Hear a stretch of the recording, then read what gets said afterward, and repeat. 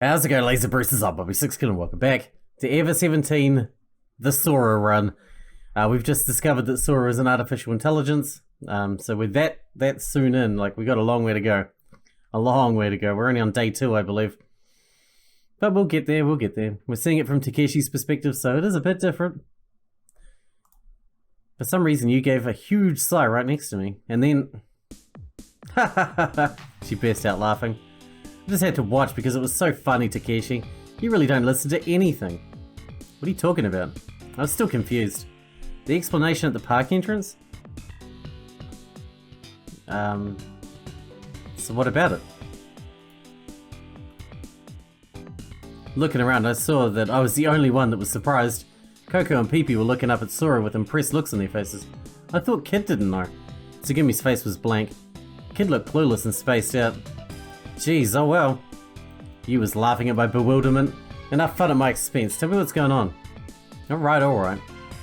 Sora, sorry to bother you. Could you introduce yourself again? Yes, of course. The punctured can had stopped fizzing. Sora took a step forward toward us, carefully, as if avoiding the sandwich, and straightened up. After a slight bow, she spoke.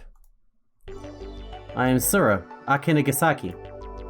My official name is LMRSDS 4913A. I'm an artificial intelligence, or AI, program in charge of guiding visitors around Lamu. I've been programmed as part of the MMIH system. If you would call me from any nearby terminal, I will soon appear anywhere within Lamu. My image reaches you through a network supporting this RSD system throughout the complex. I think that there is a few places in the world boasting this kind of technology. RSD. This really is rare. I've never seen any example of this sophisticated. It's one of Lamu's biggest attractions. So that's why Sora disappeared during the blackout? Yes, I'm sorry to have caused you undue concern. I had finally lost any sense of what was going on. The conversation had taken off and left me behind. What's RSD? Simply put, it is an image display system that uses a semiconductor to shine a laser directly on your retina. I see. The kid gave a big nod, but nothing about her explanation sounded simple to me. And it is supporting such an advanced personality? The surprising thing was that Tsugumi actively pursuing the conversation. Lamu is fairly perfectionist when it comes to virtual space technologies. My existence is one manifestation of that. Doesn't that require a big system? Yes, but it is much smaller than it would have been 20 years ago. How big? Where is it? I'd like to see it. I'm sorry, but I'm not allowed to say. It's a secret. You weren't given the details? That's correct. And it seemed to me that the conversation was getting more and more technical. It seems you have a motivation and a will of your own. That you are programmed for your own way of thinking. That is simply the selection of responses from a massive bank of sampling data, the results of which I will give back. Random, oh I see. You're a learning program in which positive responses are saved in a way, in that way and reused. That is correct.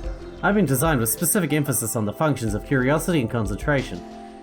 Morphological analysis from my audio input very likely operates at a speed and a level of precision without peer. There are also a number of special technologies used to create me, however, the specifics of these are industrial secrets which cannot be revealed. I see. There are things about you that normal AI can't explain, but I think I get the picture. I really didn't get it at all. It was a headache more than anything. By the way, Sora, if I told you that I were actually a man, would you believe me? Huh? Tsugumi tossed this bizarre question out of nowhere. Don't anybody jump in just yet, I'm asking Sora. So, would you believe me? No. Well, what if I said I were over 20 years old?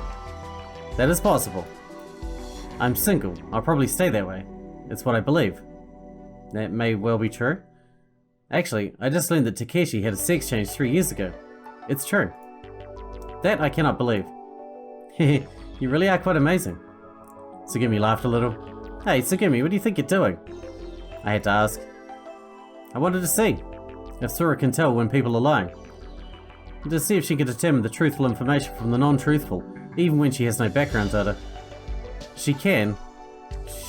She does more than compare and reference data with data in her memory, but has been programmed to factor in chance and intuition to make her own judgments. The system is designed to make choices based on updated information and boost its efficiency by rewriting itself.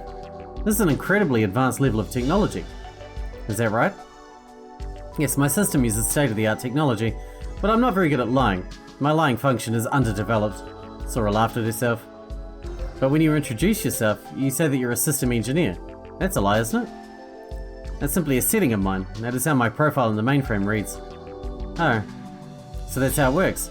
In the end, I seem to be the only one who was flabbergasted that Sora was the product of AI. Yu was an employee of Lamu, so of course she knew.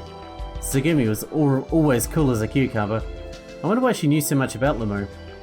I guess that she'd looked up the information in advance?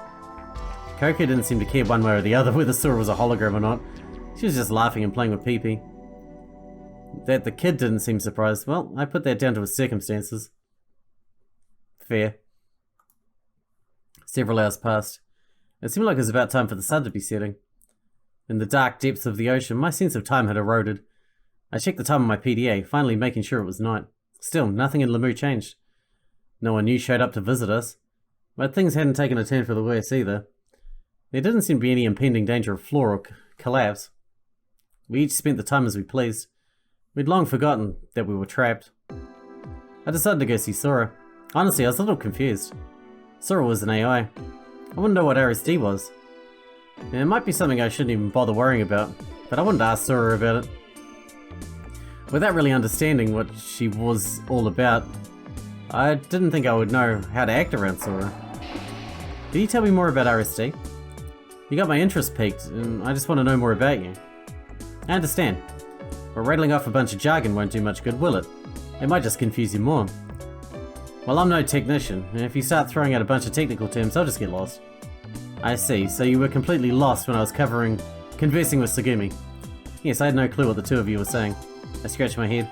I realized that I was blushing. Oh, I'm sorry, did I say something wrong?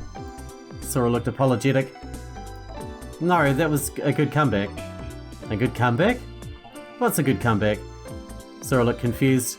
It's when you say something to needle the person you're talking with, or make a sharp or witty comment that makes them feel awkward. Ah, I see. Gee, I'm real sorry, Takeshi. You don't have to apologize, it didn't hurt my feelings or anything. Are you sure? I don't mind, it was fun, okay? Making a person feel awkward is funny. Seems to be a contradiction. It is, but it's not. It depends on the time and the place.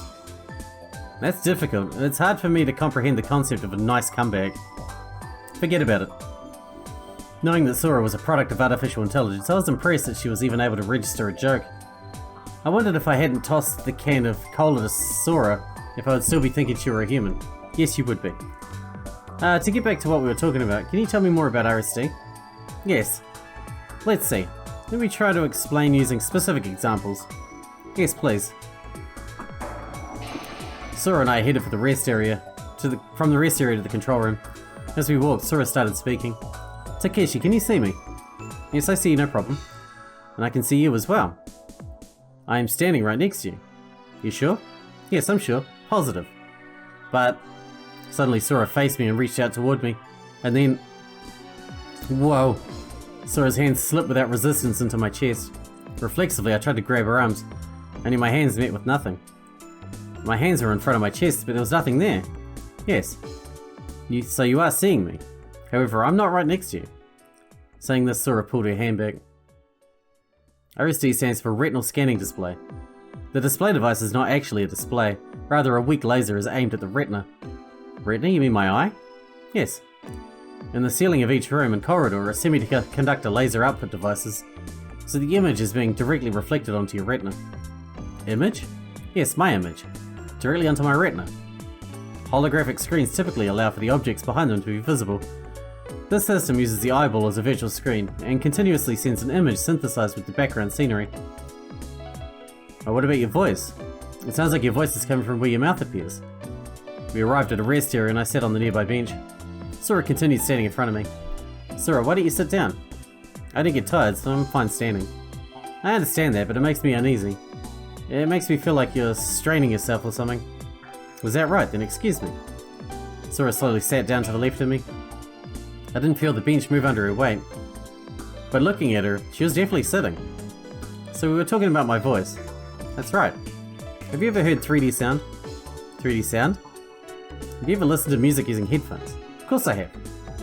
When you do, where does it sound like the music's coming from? Inside my head, I guess. That's right. Most people hear the sound as if it was reverberating inside the center of their head, toward the back. But the sound is not actually coming from inside your head. I guess not.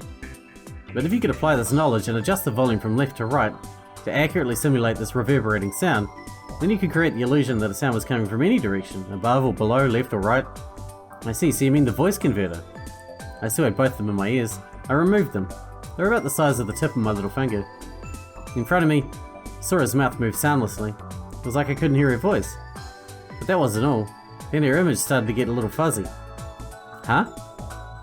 When I replaced the voice converters, Sora returned to normal. The image position is based on the location of the voice converters, so wherever you stand, and whichever direction you face, the MMIH is constantly using the sensors around the complex that monitor the position of the voice converters to the millimeter. So that when I'm 60 feet behind you, my voice will sound as if I'm exactly 60 feet behind you. When I'm to the right, it sounds to the right. When I'm to the left, it sounds to the left. When I'm under you, it sounds under. When you're under? Well. Anyway, that's how it works, do you understand? Takeshi, now try to face a little to the left. I faced to the left as she said. Sora stood and moved around to my right. Just a moment ago, I said the MMIH is constantly monitoring your position and the direction you're facing. At the same time, MMIH is also monitoring the position of your eyeballs, so that even if you move, I still appear in the same place. This means the MMIH scans the image onto your eye in this way, so that you can be made to suddenly disappear or reappear in another place. Do you want to see it? No, I think I'll pass. I heard someone running up to us. Oh, Takepyon! Bow wow! The small footsteps were those of Coco and Pee-Pee.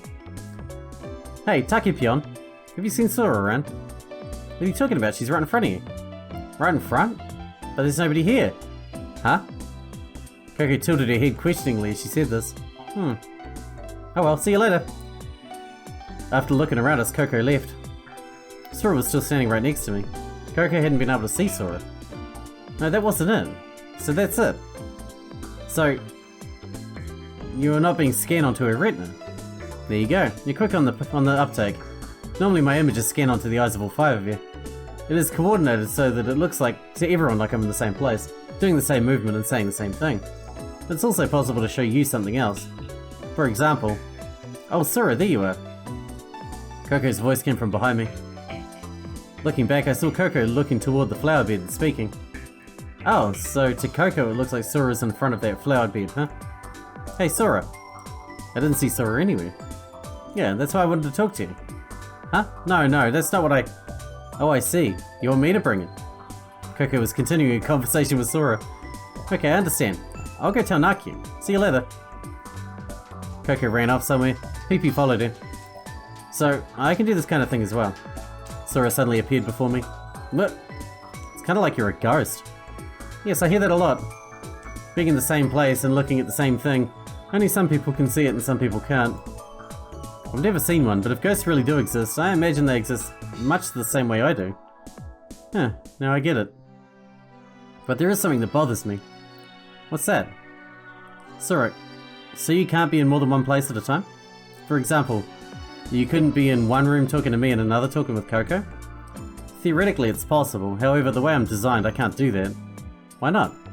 I imagine it's to help maintain an image of reality for visitors. So there's only one Sora in the world.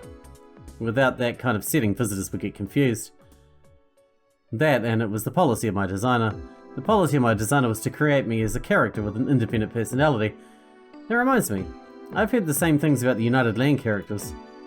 There is only one of each character in the park. Like in a story, there can't be any one character in 2 places at the same time. Sora had more work to do, so I saw her to the control room. It seemed strange that Sora, who could teleport anywhere instantly, was walking. Maybe she was doing it to humor me? I was wondering about the laser retina scan. So, if I were in a place that the laser couldn't reach, then I couldn't see you.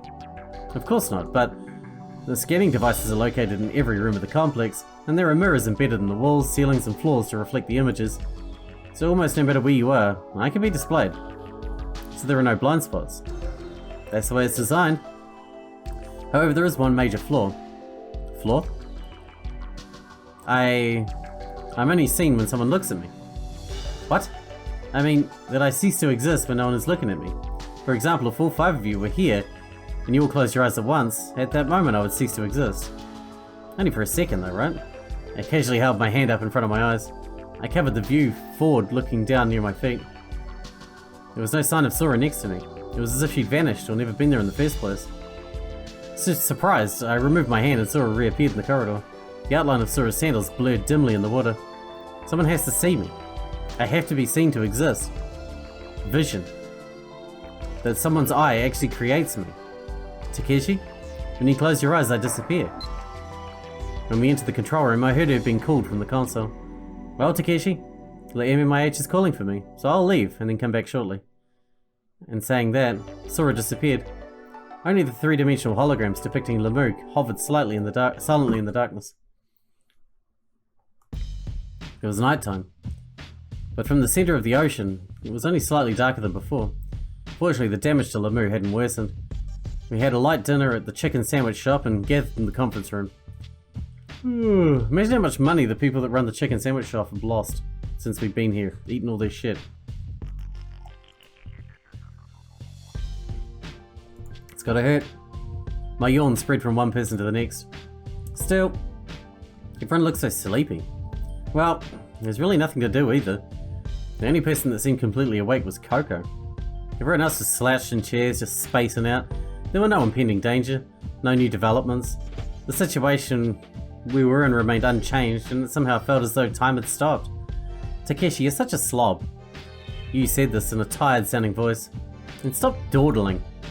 Look, there's no reason to go wandering around the complex now, right? We're just gonna have to wait for help to come anyway, right? Yeah, I suppose. Alright, I'm off for a little bit. Twisting your neck around, you stood up. Hey Naki, where you going? Nowhere in particular, just a walk? I gotta move around or I'll get tired. Oh, I know. Let's run a race. Coco's eyes lit up. A race? You don't want to? No, I didn't say that. You made a face, but she didn't like what she was... but she didn't like she was in a bad mood. Then how about tag? Alright, I'm in. A tag with 2 people doesn't sound very fun. Want me to play? The kid stood up. May I participate as well? Sora approached Coco and the others. Yeah, let's play together. Yes, let's. Alright, I'm gonna win. I couldn't tell why, but everyone was excited to play. I suppose everyone was bored. Hey, where do you want to play? How about in this room? Coco looked around the conference room. I surveyed it too. Tsugumi sat alone with an annoyed expression on her face. You never shut up. She lazily stood up from her chair and walked briskly to the corner of the room. And flipped off the light switch. Tsugumi returned to her original seat and sat down again slowly.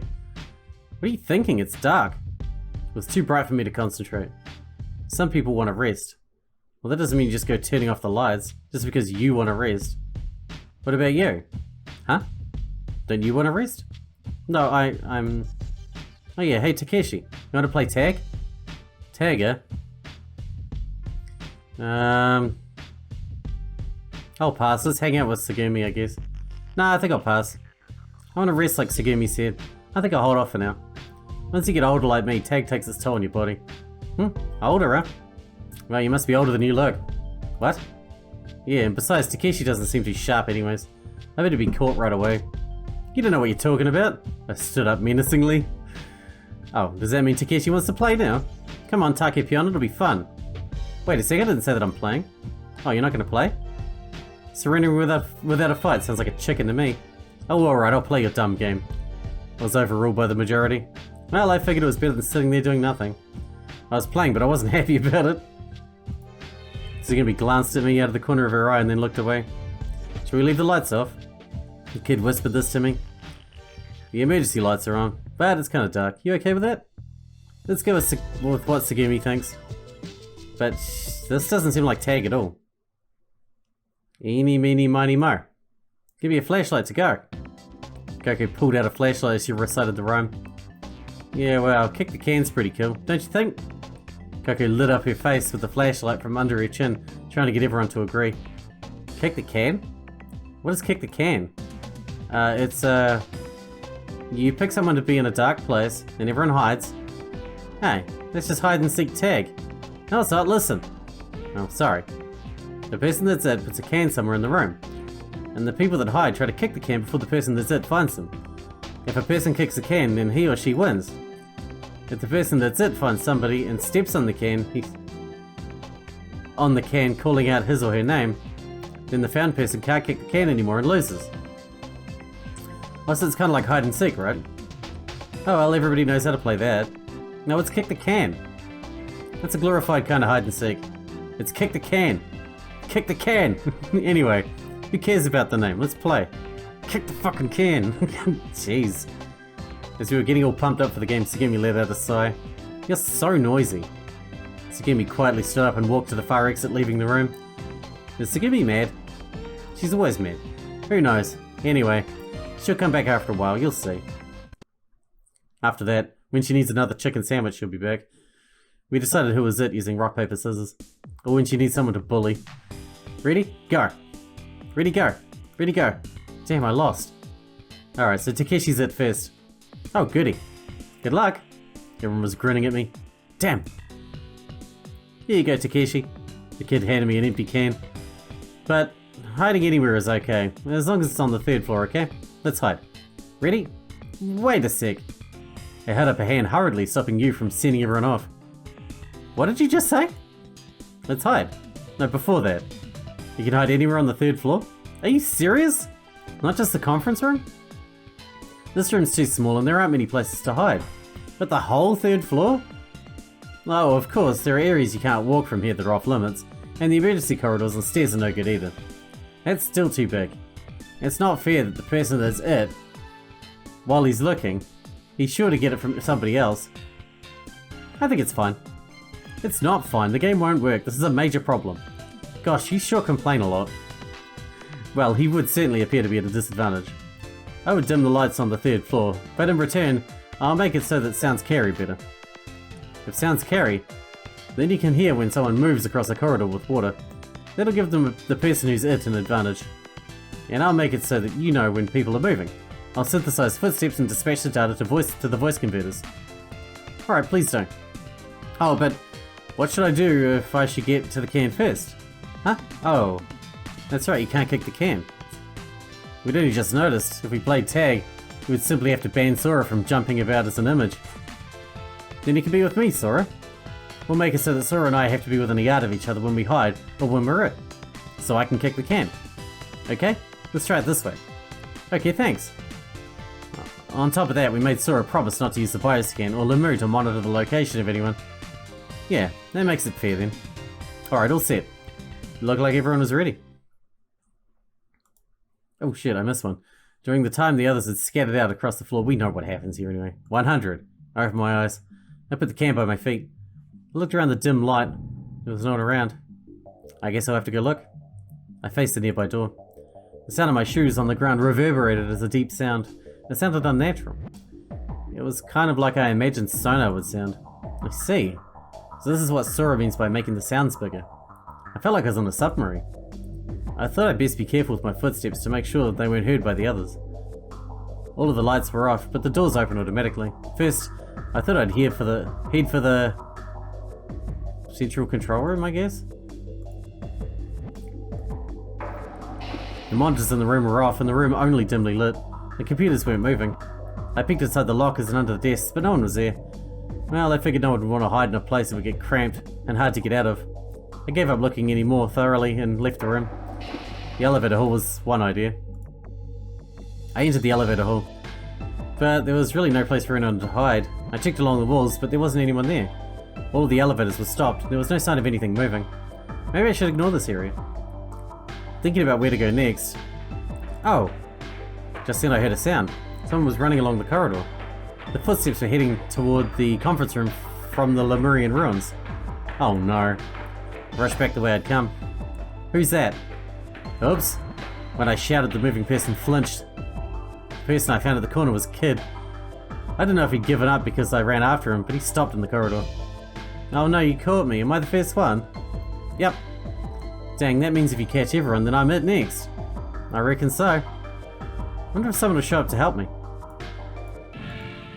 Takeshi, if you don't go step on the can, then I'll go kick it. You sure know you'll kick the can rules. Whack.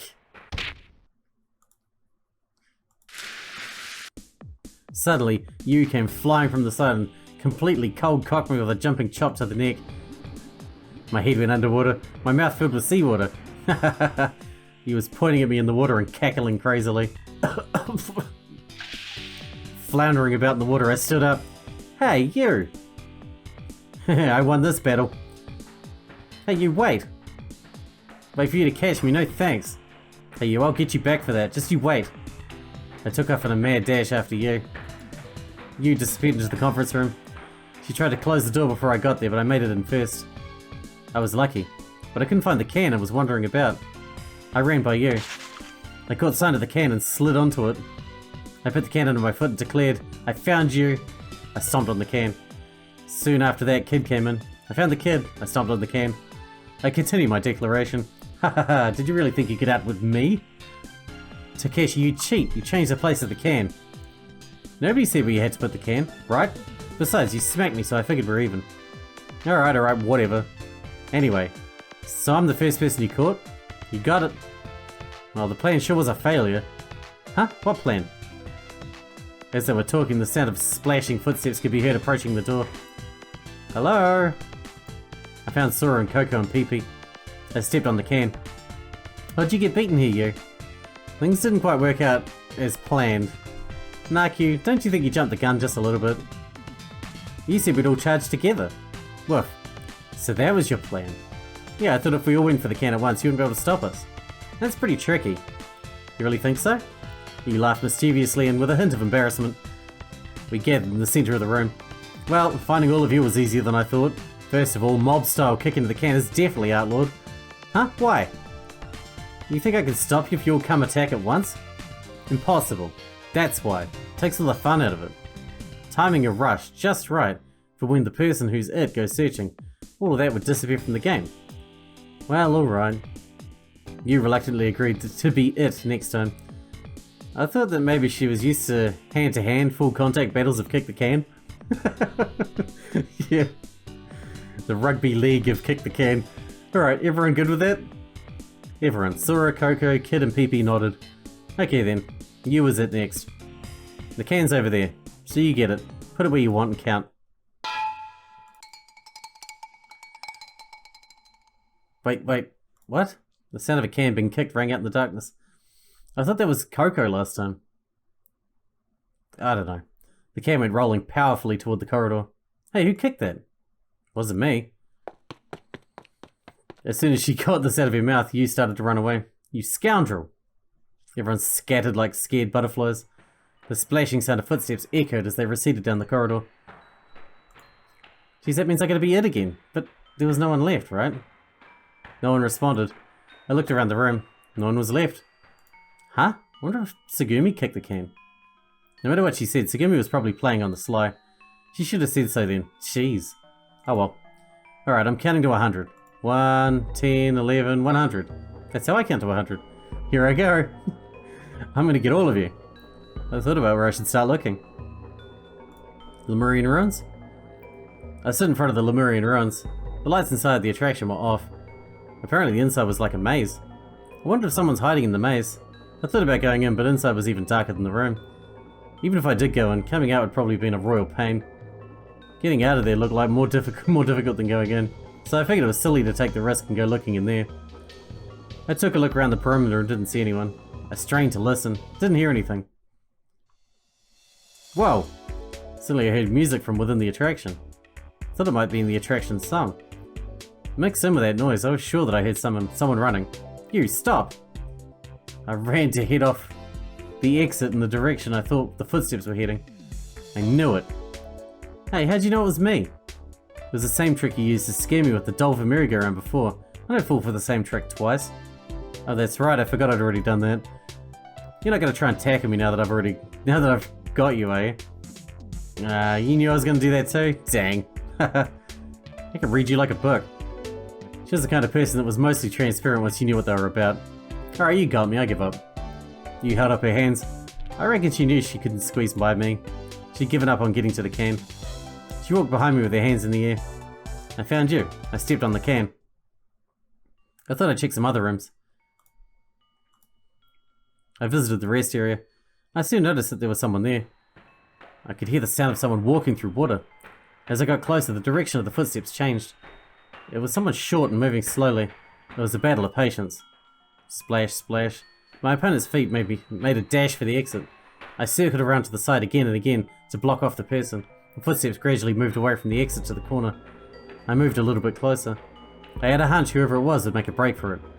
I moved to head them off and prepared to trip them by catching his or her leg. I heard someone fall spectacularly. Hey, I don't know who you are, but are you alright? I thought I was near where the person had stumbled, but it was dark and I couldn't see much. I wonder if this might work. I took my PDA from my pocket, but the monitor backlight on maximum brightness. It was weak and nothing compared to a flashlight. I thought it might be brighter, but it was dim and didn't amount to much. Oops! My hand slipped in the PDA. My PDA looked like it was headed for the water. I snatched it right before it hit the water's surface. Huh? I glimpsed something reflective on the water's surface moving. Just about the biggest fish I'd ever seen started sliding away in the water. Well, if it isn't the kid. I scooped up a handful of seawater from around my feet and dumped it on his head. Oh no, you found me! As soon as the kid stood up, he tried to get away. But he had a hood on and the hood was filled with water. The weight of the hood dragged him backwards as he kicked his legs into the air and plopped back down onto the water on his back.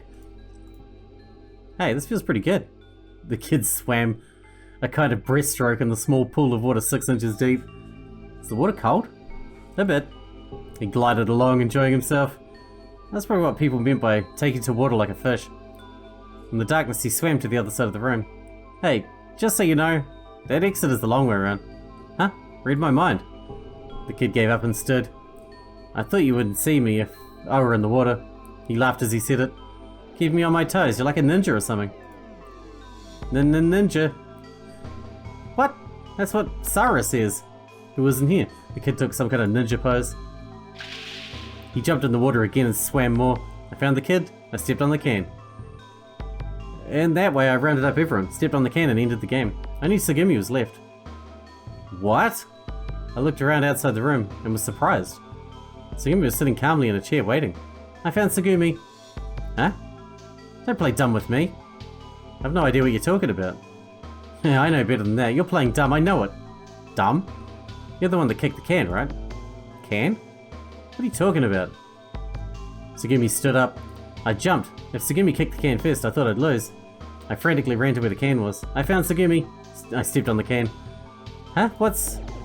Jeez. What are you doing, Takeshi? Huh? My foot was searching for the can but found only space. The can is gone. I squinted, scouring the area around me. The can shined in the emergency lights visible dimly in a corner of the room. Hey, once you've been caught, it's against the rules to kick the can. I shouted this into the darkness, but everyone had already run away. There was nothing I could do. I was it again. I had to go search. Alright, we're going to wrap this one up because we're out of time for today, but we got one more search and then we can be done with the kick the can thing. Until then, I hope you guys enjoyed it. Thanks for watching. Thanks again out for me, and I'll see you in the next one.